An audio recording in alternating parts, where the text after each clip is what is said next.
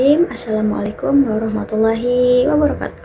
Halo teman-teman semua, perkenalkan nama saya Risa Nafis dari Prodi Manajemen Pendidikan Islam STAI Inovatif Darul Ihsan.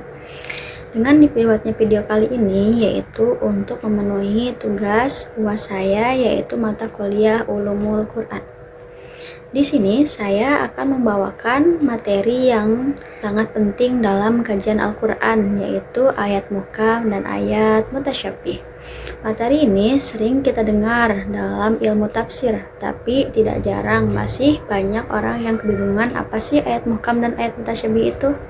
Nah, saya akan membahas sedikit pengetahuan saya tentang ayat muhkam dan ayat mutasyabih.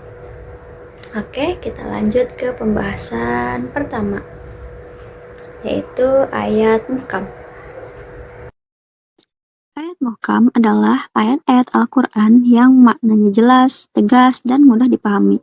Maksud dari ayat ini tidak menimbulkan banyak tafsir atau penafsiran yang berbeda, karena maknanya sudah jelas. Ayat muhkam biasanya langsung bisa diamalkan dalam kehidupan sehari-hari. Contoh ayat muhkam adalah perintah untuk melaksanakan sholat, berpuasa, berbuat adil, serta larangan untuk berbuat zalim dan dusta.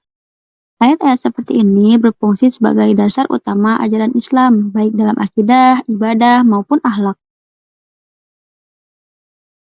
Contohnya, dalam Al-Quran Surat Al-Baqarah ayat 43 yang berbunyi, wa aqimus sholata wa atuz zakata warka'um ma'ar raki'in, yang artinya, dan laksanakanlah sholat, tunaikanlah zakat, dan rukuklah beserta orang-orang yang ruku. Nah, ayat ini termasuk ayat muhkam, karena perintahnya jelas dan tegas, tidak menimbulkan penafsiran yang membingungkan. Umat Islam langsung memahami bahwa sholat dan zakat adalah kewajiban yang harus dilaksanakan. Ayat ini juga mudah diamalkan dalam kehidupan sehari-hari. Lanjut ke pembahasan kedua, yaitu ayat mutasyabih. Jadi, apa sih bedanya sama ayat muhkam? Nah, sekarang kita masuk ke ayat mutasyabih. Perbedaan dengan ayat muhkam, ayat mutasyabih adalah ayat-ayat yang maknanya tidak bisa dipahami secara langsung atau memiliki kemungkinan penafsiran yang beragam. Ayat ini biasanya berkaitan dengan hal-hal yang berada di luar jangkauan akal manusia, seperti hakikat sifat-sifat Allah, perkara gaib, dan kejadian akhirat. Sebagai contoh, ayat-ayat yang menyebutkan tangan Allah, wajah Allah, atau gambaran tentang surga dan neraka.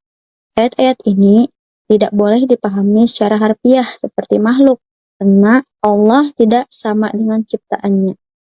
Contohnya dalam surat Al-An'am ayat 103 yang berbunyi, la tudrikuhul absaru wa huwa yudrikul absara wa huwal latiful khabir, yang artinya dia tidak dapat dijangkau oleh penglihatan mata, sedangkan dia dapat menjangkau segala penglihatan itu. Dialah yang maha halus lagi maha teliti. Ayat ini menjelaskan sifat Allah yang berada di luar jangkauan indera manusia.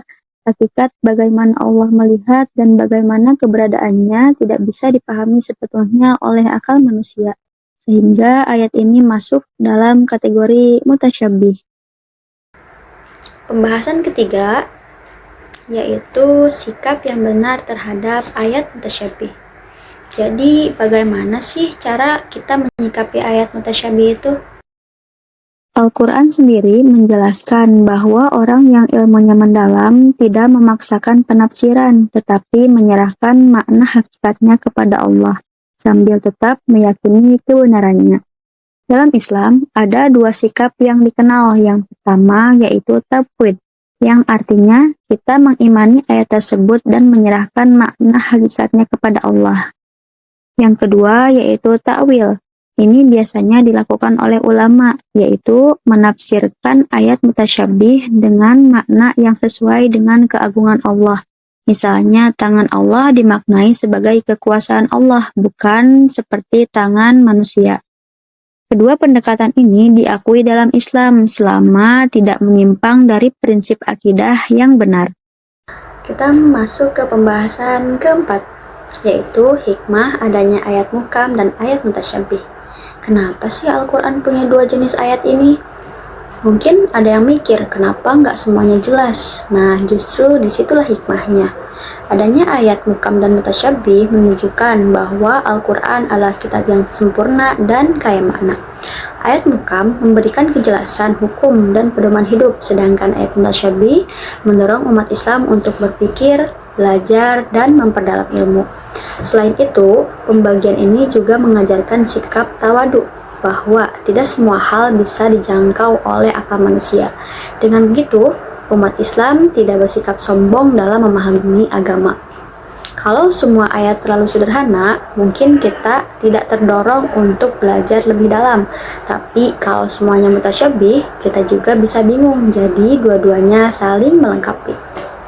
Nah, jadi gitu teman-teman. Sebagai kesimpulannya, ayat muhkam adalah ayat yang jelas dan menjadi dasar ajaran Islam.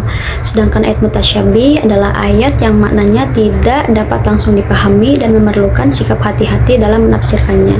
Keduanya saling melengkapi dan menunjukkan keindahan serta kedalaman Al-Quran. Jadi teman-teman, mungkin sekian yang dapat saya sampaikan. Semoga penjelasan kali ini bermanfaat dan juga menambah pemahaman. Terima kasih sudah menonton. Wassalamualaikum warahmatullahi wabarakatuh.